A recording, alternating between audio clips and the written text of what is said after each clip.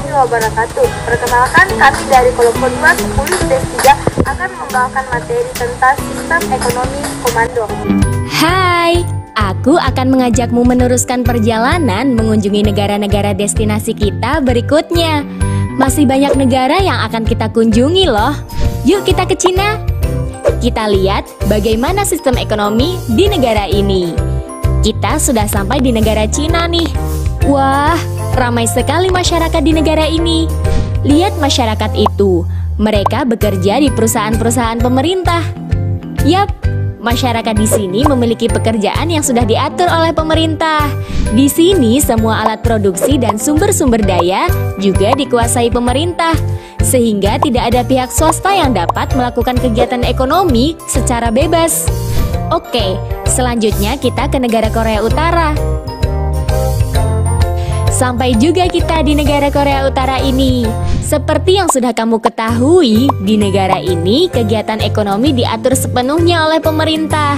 Nah, negara Cina dan Korea Utara ini memakai sistem ekonomi komando atau terpusat. Nah Sobat Eko, itulah tadi contoh negara-negara yang menggunakan sistem ekonomi komando. Apa sih itu sistem ekonomi komando? Nah, untuk mengetahuinya, simak video ini baik-baik.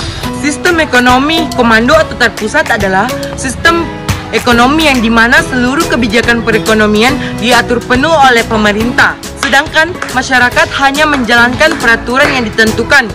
Artinya, dalam sistem perekonomian ini, pemerintah bertanggung jawab penuh atas segala kegiatan perekonomian. Jadi, sistem ekonomi komando adalah sistem ekonomi yang lebih bersifat pemerintah.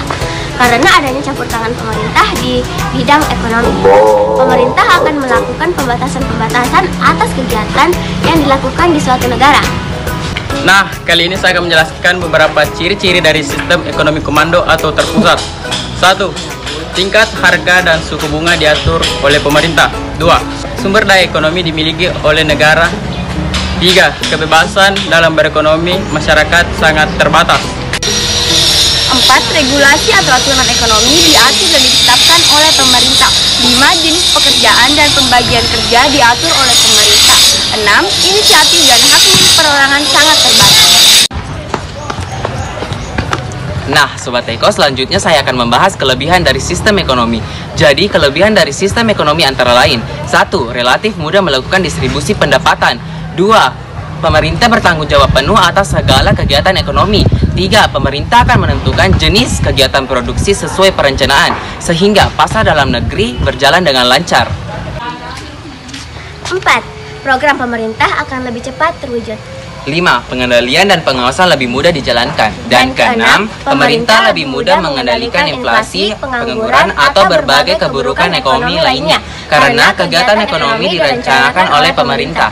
Nah, karena tadi sudah membahas kelebihan dari sistem ekonomi komando, sekarang kita akan membahas kekurangan dari sistem ekonomi komando.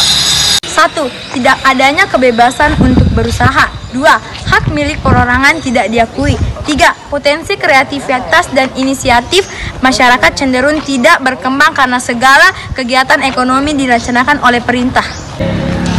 4. Kemungkinan akan sering terjadi praktik monopoli yang dapat merugikan masyarakat. 5. Masyarakat dalam melakukan kegiatan ekonomi akan sangat bergantung pada pemerintah. Dan yang ke-6, masyarakat tidak memiliki kebebasan untuk memiliki alat dan sumber daya.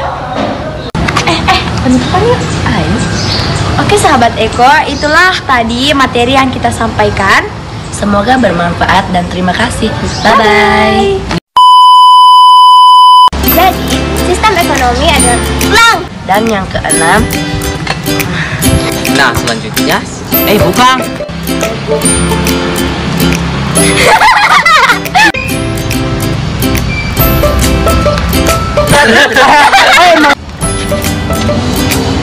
kegiatan ekonomi akan sangat